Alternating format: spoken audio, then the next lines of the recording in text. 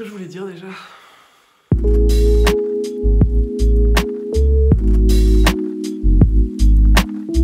Hello tout le monde, j'espère que vous allez bien. Écoutez, moi ça va très bien, il fait beau, il fait bon, et en plus je tourne une vidéo et j'ai l'impression que ça fait très longtemps que je l'ai pas fait. Faut dire que entre la vidéo que j'ai faite à Lyon, le vlog que j'ai fait pour mes vacances, enfin bref, tout ce que j'ai fait dernièrement sur la chaîne, ça fait un moment que je me suis pas juste posé sur mon siège pour vous parler tranquillement, et vraiment ça me fait trop plaisir de faire ça aujourd'hui. Alors comme vous le savez tous, depuis pas très longtemps, c'est officiellement le printemps, c'est le retour des beaux jours.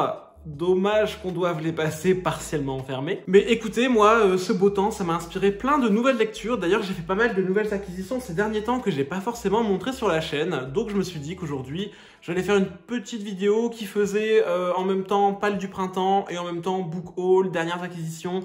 Bref, on va mélanger tout ça et j'espère que ce sera sympa à regarder. Et écoutez, je vais pas prendre plus de temps avec l'intro parce que j'ai pas mal de livres à vous montrer, parce qu'en ce moment j'ai envie de faire plein de lectures, je suis hyper inspiré, donc on va commencer tout de suite et on va commencer avec ma lecture en cours. Et on commence tout de suite avec ma lecture en cours qui est la plus avancée. Il s'agit de La descente ou la chute de Basile Cendre. C'est une nouveauté qui est sortie chez Les Moutons Électriques. Je l'ai reçue en service presse. J'en suis au premier tiers du livre. Je pense que d'ici ce soir, j'arriverai à la moitié et je le terminerai, je pense, courant de la semaine.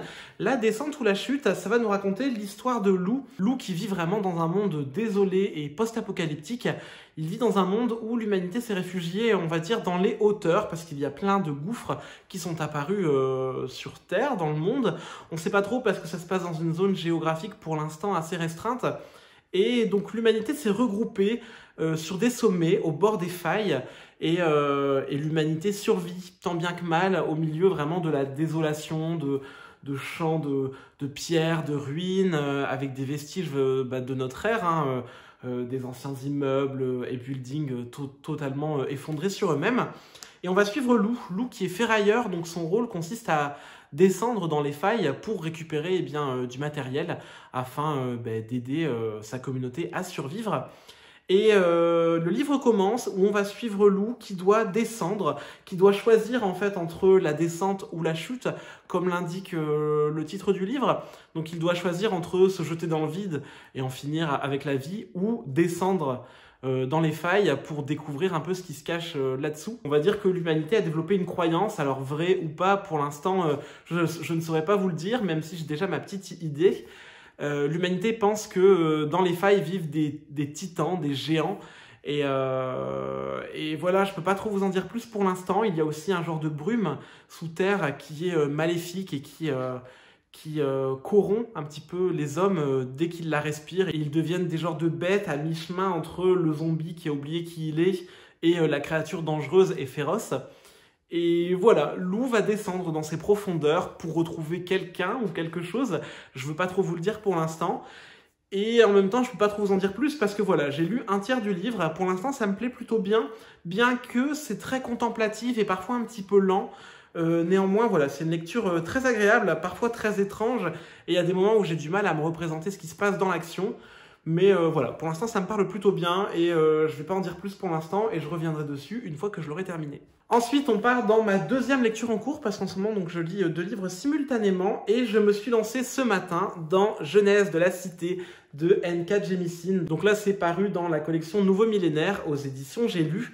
Jeunesse de la Cité, donc c'est le nouveau premier tome de la nouvelle trilogie de N.K. Jemisin. Vous savez que j'adore grâce à la saga des livres de la Terre fracturée.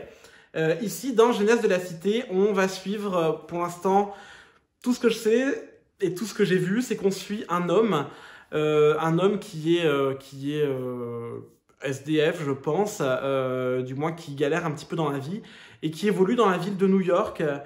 Et il entend la ville de New York et voilà, c'est à peu près tout.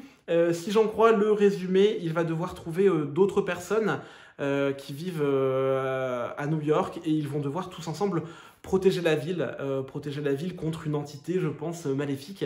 Et c'est tout ce que je sais. Vraiment, je n'en sais pas plus du tout et j'ai pas envie d'en savoir plus parce que c'est N.K. Jemisin et j'ai envie d'avoir toute la surprise qu'il y a certainement derrière. Donc voilà, je peux pas trop vous en dire plus. J'ai lu une dizaine de pages et Je dois vous dire qu'en à peine 10 pages, je suis déjà conquis, j'adore l'ambiance, j'aime beaucoup le personnage avec lequel on évolue pour l'instant. Et voilà, ça me plaît beaucoup, j'ai hâte de vous en dire plus une fois que je l'aurai terminé. Et d'ailleurs, je suis en train de le lire en lecture commune avec Camelot Magicadou. Et on va essayer de le lire en une dizaine de jours, ça me paraît plutôt faisable. Et on continue cette petite palle du printemps avec un manga que je viens juste de recevoir de la part des éditions Pika, et il s'agit de Paradise Residence, le tome 2. Je vous avais déjà fait une review et une update, je crois, sur le tome 1 que j'avais beaucoup aimé, hein, où on va suivre plusieurs lycéennes qui vivent dans un genre de dortoir, hein, dans la nature.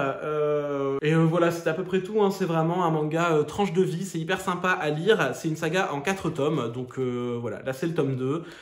Je vais le lire assez rapidement, je pense, et puis comme d'habitude, hein, je vous en parlerai une fois que ce sera lu. Toujours chez Pika, j'ai reçu un livre qui n'est pas un manga, parce que les éditions Pika ne publient pas que des mangas, ils ont une collection Pika Romans. Et j'ai reçu un roman que je trouve très très beau, j'aime beaucoup la couverture. Il s'agit de Last Memory, c'est de Yukito Ayutsuji. Je suis hyper content de l'avoir reçu parce que je trouve que je ne lis pas assez de littérature japonaise. Et c'est pas toujours facile de trouver des romans japonais un peu fantastiques parce qu'on est très très souvent dans des romans de tranche de vie ou typiquement japonais à la Murakami. Enfin voilà, j'avais envie de lire un truc qui sortait un petit peu de tous ces clichés de la littérature japonaise qu'on peut trouver. Et j'étais vraiment content de voir que Pika allait publier ce roman qui a l'air vraiment très très bien. C'est à mi-chemin entre le fantastique et le roman horrifique. Ça se passe en 1999. Et on va suivre un personnage qui s'appelle Shingo Atano, qui est un étudiant en doctorat. Et en fait, sa vie va basculer le jour où sa mère va être atteinte d'une grave maladie mentale, hein, je pense. Ouais, une maladie neurologique qui altère sa mémoire. Et Shingo va commencer à flipper parce qu'il va se dire que cette démence qui atteint sa mère est peut-être héréditaire parce que lui-même commence à avoir des visions. Il est assailli de souvenirs qui ne sont pas à lui, de visions horrifiques. Où il va voir des éclairs, des sauterelles, des hurlements d'enfants. Bref, vraiment un truc pas très très cool. Et donc il va commencer à mener l'enquête sur sa famille pour découvrir d'où viennent ces visions horribles qui s'imposent à lui. Et c'est tout ce que je sais. Mais ça a l'air vraiment très très bien. Apparemment c'est horrifique. Et tant mieux parce que moi j'aime bien flipper un petit peu quand je lis un roman. Donc vraiment j'ai très très hâte de découvrir ça. Et puis comme d'habitude, hein, je le dis à chaque fois, je vous en parlerai une fois que ce sera lu. Et on continue dans la littérature japonaise avec un manga, vraiment un grand classique que je n'ai jamais lu et que je me suis offert suite à l'influence de Paper Palace. Je me suis offert le premier tome de 20th Century Boys, c'est de Naoki Urasawa. Et alors, de ce que je sais de l'histoire, on va suivre une bande de gosses. Enfin, on va suivre des gens qui, quand ils étaient gosses, avaient prédit une fausse fin du monde. Ils s'étaient fait tout un délire en mode ils ont créé un logo d'une secte et qu'est-ce qui pourrait se passer pour la fin du monde. Et ils vont se retrouver à l'âge adulte et tout ce qu'ils ont prédit, du moins inventé quand ils étaient enfants, est en train de se passer. Voilà, c'est tout ce que je sais. Je trouve que déjà de base, l'histoire a l'air vraiment géniale. C'est vraiment un grand classique hein, du manga. Naoki Urasawa est très connu, que ce soit pour ce manga ou pour le manga Monster. Moi, je n'ai jamais rien lu de ce qu'il a fait, donc vraiment, je suis trop content de me l'être offert. Et d'ailleurs, je pense qu'avec Pepper, on va se motiver. Oh bah non, il y a le soleil qui s'en va. Bref, et je disais, je pense qu'avec Pepper, on va peut-être se motiver pour le lire ensemble en lecture commune. Donc voilà, vraiment, j'ai beaucoup trop hâte. Là, c'est le premier tome qui est assez gros, hein, c'est une nouvelle édition. Et en tout, je ne sais plus combien de tomes il y a. J'irai voir sur internet et puis je vous l'écrirai là, quelque part sur l'écran. On fait une petite pause avec le Japon pour revenir en Europe et en Occident parce que j'ai envie de vous présenter un livre qui n'est pas encore sorti, qui va bientôt sortir et qui est actuellement en campagne de financement. Il s'agit de Férocité des éditions Silex. Férocité, ça sera un recueil de 10 nouvelles. 10 nouvelles qui ont été écrites par des jeunes auteuristes après un appel à texte de la part des éditions Silex. D'ailleurs, si vous ne connaissez pas les éditions Silex, je vous invite grandement à les découvrir. Je vous mettrai leur site dans la barre d'infos. C'est un super projet, c'est une maison d'édition qui a à cœur de rémunérer de la meilleure manière possible ses auteurs. Ils font vraiment des ouvrages de qualité, super jolis. Moi, je m'étais offert Rocaille à sa sortie, que je vous ai déjà montré. que je n'ai pas encore lu parce que voilà, j'ai plein de livres en retard à lire, mais voilà, je m'étais offert ce livre parce qu'il me tentait vraiment bien et puis le livre était si beau. Et donc là, pareil, pour Férocité, ils ont lancé une campagne de financement pour financer le livre. Ici, moi j'ai eu un petit exemplaire presse qui regroupe 3 nouvelles, dont une qui a été écrite par notre très cher Monsieur Lou, que je n'ai pas encore lu d'ailleurs, j'ai prévu de les lire peut-être ce soir ou au courant de la semaine. Mais voilà, c'est tout ce que je peux vous dire parce que j'ai pas encore pu découvrir les 3 nouvelles qu'ils m'ont envoyées. Au niveau de l'univers du livre, eh bien, comme le laisse sous-entendre la couverture, et puis le titre, on va être dans des nouvelles de fantaisie animalière. Donc voilà, ça a l'air vraiment très très bien. J'ai hâte de découvrir tout ça et je vous invite grandement à vous rendre sur la page de leur financement participatif. Et si ça vous tente, eh bien pourquoi pas faire un petit don. Et on continue cette palle avec 2 ouvrages que je vous ai déjà montrés, donc je ne vais pas m'attarder dessus. Et en même temps, je ne peux pas résister à l'envie de vous les remontrer. Je veux absolument lire le court roman Erabundus ainsi que le roman graphique La chute d'Antemissa qui m'ont été envoyés par Gustave Auguste, qui est donc un auteur qui s'auto-publie mais qui fait vraiment des livres de qualité. Ils sont vraiment magnifiques. Je vous en ai déjà beaucoup parlé dans mon dernier vlog, j'avais pris le temps de faire plusieurs inserts et de vous montrer le livre en détail parce que vraiment c'est presque un livre de collection tellement il est beau. Je vous en reparle pas plus maintenant, j'ai juste très très envie de les lire, donc je vais me lancer dedans très rapidement. Et si vous avez envie d'en savoir plus, eh bien je vous renvoie vers mon dernier vlog, vers la fin du vlog, j'ai fait toute une partie sur ces 2 romans. Donc voilà, je vous invite à aller voir ça si ce n'est pas encore fait. Et puis pareil, je vous mettrai le lien de la boutique de Gustave Auguste dans la barre de description, même si je pense qu'ils sont presque tous sold out. Ils se sont vendus assez vite ces derniers temps. Et on continue avec un roman graphique slash manga. J'ai reçu le premier tome de L'île entre 2 mondes. C'est de Asuka Ishii. C'est publié chez Pika dans leur collection Pika Graphics, donc les mangas en très grand format. Dans L'île entre 2 mondes, on va suivre le personnage de Tatsumi qui est muté sur l'île de Aoshima, une toute petite île au large du Japon, hein, je pense, qui est assez éloignée. Et elle est surnommée l'île bleue parce que voilà, des grandes étendues bleues d'océan où la nature règne. Et donc il est muté à l'école locale en tant qu'instituteur. Et il va se passer des choses surnaturelles sur cette île. Il va avoir du mal à faire la différence entre qu'est-ce qui est réel, qu'est-ce qui est surnaturel. Et c'est à peu près tout ce que je sais. Ça a l'air d'être un roman vraiment très doux. Ça se voit dans le dessin et je pense que ça va être très agréable à lire. Je sais pas vraiment de quoi ça parle, mais j'imagine bien, je sais pas, une ode à l'enfance, au conte, à la mythologie et à la nature. C'est du moins ce que je ressens quand je le feuillette. Après, peut-être que je dis n'importe quoi. Dans tous les cas, je ne l'ai pas encore lu, mais vraiment, le style graphique m'a tapé dans l'œil et j'ai vraiment hâte de le découvrir et de lire tout ça. Comme je vous l'ai dit, ça sera une saga en 2 tomes. Donc là, j'ai déjà le premier et on verra bien ce que ça donne. Mais je vous avoue que je pars déjà très très enthousiaste sur cette lecture. Et on continue avec un dernier manga qui, cette fois-ci, n'est pas un service presse, mais qu'une amie m'a prêté. Il s'agit de L'Attaque des Titans, édition colossale, tome 1. Mon ami m'a prêté les 3 premiers tomes. Donc là, je vous montre juste le premier. Clairement, je n'ai pas encore vu l'animé L'Attaque des Titans. Oui, je sais, c'est une hérésie, tout le monde est fan, tout le monde adore. Moi, j'ai pas encore commencé et vu que j'ai un peu la flemme de me mater des animés en ce moment, je me suis dit que ça pourrait être pas mal de d'abord lire les mangas. Donc voilà, je vais lire les 3 premiers tomes incessamment sous peu. Ça a l'air très très bien, je vous ferai pas l'affront de vous présenter l'histoire parce que j'imagine qu'on la connaît déjà tous de près ou de loin.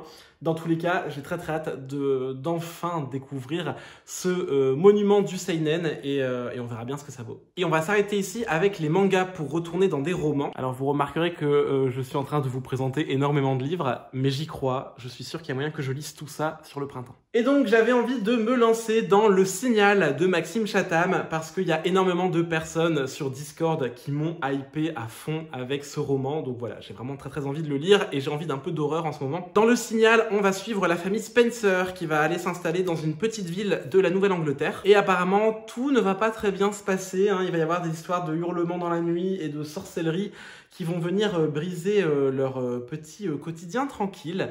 C'est à peu près tout ce que je sais. Je sais aussi qu'il y a une scène horrible dans une baignoire, mais j'en sais pas plus. Mais vraiment, ça a l'air d'être très bien. Ça a l'air de faire très peur. Je vous le dis à chaque fois, mais c'est avant tout la vidéo de Lou Fitz qui m'avait vraiment trop donné envie de découvrir ce roman. Et ça fait très longtemps que je n'ai pas lu de Maxime Chatham, alors que j'aime beaucoup sa plume. Donc voilà, on verra bien ce que ça vaut. Mais j'ai vraiment très hâte de me plonger là-dedans. Et dernier roman de cette palle du printemps, j'aimerais vraiment beaucoup lire un souvenir nommé Empire de Arkady Martine. C'est le premier tome de la saga Teixkalan. Je pense que ce sera une duologie, mais je n'en suis pas sûr. Dans un souvenir nommé Empire, on va suivre la jeune Maït Zamaré, j'espère que je le dis bien, qui est censée être la remplaçante de l'ambassadeur d'un pays lointain qui est mort. Et on va dire que dans ce monde-là, quand l'ambassadeur meurt, on lui retire sa puce mémorielle qu'on offre à son remplaçant ou à sa remplaçante, et cette puce est censée lui donner toutes les données pour gouverner de la bonne manière, hein, avec tous les enjeux politiques que ça engendre. Et Maït, elle va hériter d'une puce mémorielle défectueuse, donc elle va être un peu dans la merde pour reprendre la gouvernance de ce pays. Et c'est à peu près tout ce que je sais. Il va y avoir une histoire d'intrigue de cour. Ça se passe dans un univers qui a l'air à la lisière de la fantasy et de la science-fiction. C'est de la science-fantasy en fait. Et voilà, c'est à peu près tout ce que je sais. Je sais que c'est très brouillon, mais en même temps, le résumé est assez complexe et les noms des personnages sont absolument imprononçables. Donc voilà, on verra ce que ça vaut, mais ça me hype vraiment beaucoup. D'ailleurs, ce roman a eu le prix Hugo en 2020. Moi, je fais une confiance aveugle au prix Hugo depuis que j'ai lu la saga des livres de La Terre Fracturée. Donc voilà, je ne peux pas vous en dire plus, mais vraiment, ça me hype beaucoup. Et puis la beauté de cette couverture, est-ce qu'on en parle ? Donc voilà, vraiment très hâte de me plonger là-dedans. Je pense que c'est le prochain que je lirai une fois que j'aurai terminé Jeunesse de la Cité de N.K. Jemisin. Et je suis en train de me dire que c'est assez dingue parce que dans ma palle du printemps, j'ai même pas mis de roman de Brandon Sanderson parce que là il reste 3 romans graphiques et on a fini. J'aimerais bien lire le tome 2 de Fils des Brumes, mais je pense que ça va être un peu compliqué de le faire rentrer dans cette palle déjà énorme. Bon allez, et donc on termine avec 3 romans graphiques que j'ai ajoutés à ma palle. Le premier, c'est Le Spectateur de Théo Grosjean. Vous connaissez certainement Théo Grosjean sous le pseudonyme de l'homme le plus flippé du monde sur Instagram.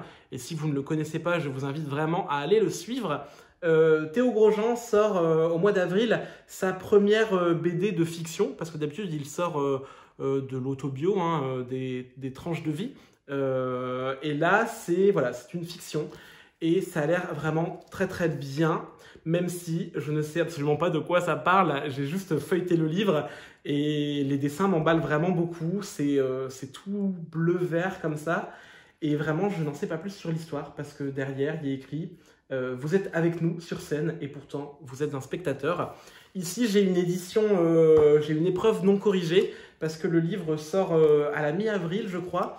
Et si je l'ai en version non corrigée, c'est parce que je vais interviewer Théo Grosjean sur le compte Instagram du Furet du Nord. Je vous parle assez souvent des interviews que je fais en partenariat avec le Furet.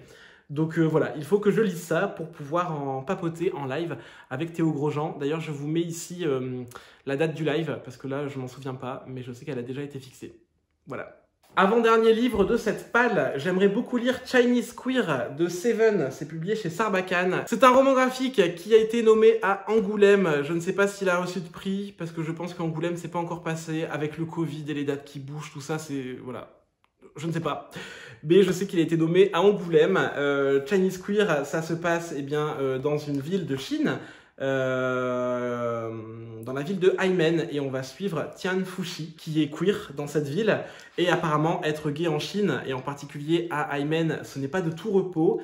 Et voilà, c'est tout ce que je sais. Ça a l'air vraiment très très bien. Je me le suis offert sur un coup de tête et je vous l'avais montré il y a un petit moment quand je l'avais acheté. Sauf que je l'ai toujours pas lu. Donc voilà, j'espère que je vais y remédier assez rapidement. J'aime vraiment beaucoup le style graphique, c'est très cinématographique. Je trouve que c'est vraiment très très très beau. Donc voilà, trop hâte de lire ça et de vous en dire un peu plus en vidéo. Et on termine cette vidéo pâle avec un roman graphique que je veux lire depuis très longtemps. Et je pense que Lizzie sera contente de me voir en parler en vidéo parce qu'elle me fait un peu une pression psychologique pour que je le lise enfin. Je parle bien évidemment de Stand Still, Stay Silent. C'est de qui déjà? Je ne connais pas le nom de l'autrice et c'est même pas écrit... De où c'est pas écrit? Ah, c'est de Mina Sundberg et c'est édité chez Akileos. C'est vraiment trop beau, genre le livre il est juste magnifique. Je sais que ça se passe dans un monde post-apocalyptique 90 ans après notre ère, donc c'est pas si loin. Et le monde a été ravagé par une maladie. Le monde a été ravagé par une maladie et on va suivre une petite équipe d'explorateurs scandinaves qui fait une mission de reconnaissance dans le monde. Alors j'imagine que c'est pour trouver des vivres et pourquoi pas d'autres survivants. C'est à peu près tout ce que je sais. Et je sais aussi que c'est vraiment très très beau parce que là, je suis en train de le feuilleter et croyez-moi, c'est de qualité supérieure. J'ai vraiment très hâte de le lire. Je sais qu'il y a déjà 3 tomes qui sont sortis. Et d'après Lizzie et toutes les autres personnes que je connais, c'est vraiment trop bien, c'est beaucoup trop cool et tout ce que vous voulez. Donc voilà, j'ai la hype au niveau maximum, j'ai trop hâte de lire ça. Bon, et puis voilà, on en a terminé avec cette vidéo pâle. Il y a vraiment énormément de livres dans cette pâle, mais si vous avez été attentif, il y a quand même énormément de graphiques. Et les graphiques, ça se lit quand même relativement vite. Et si je compte bien, il n'y a que 1, 2, 3, 4, 5 romans. Donc 5 romans sur le printemps, en vrai ça se fait, hein. Il y a vraiment moyen que je rajoute un petit Sanderson à tout ça. Donc on verra bien, mais je suis ultra motivé, j'espère que je vais réussir à lire tout ça. Et puis j'ai déjà hâte de vous faire une vidéo review parce qu'il y a vraiment tellement de livres qui me font trop envie que voilà. J'ai trop hâte. Là-dessus, j'espère sincèrement que cette vidéo vous aura plu. Comme d'habitude, je vous souhaite de très belles lectures. Prenez bien soin de vous et on se retrouve très bientôt dans une prochaine vidéo. Ciao.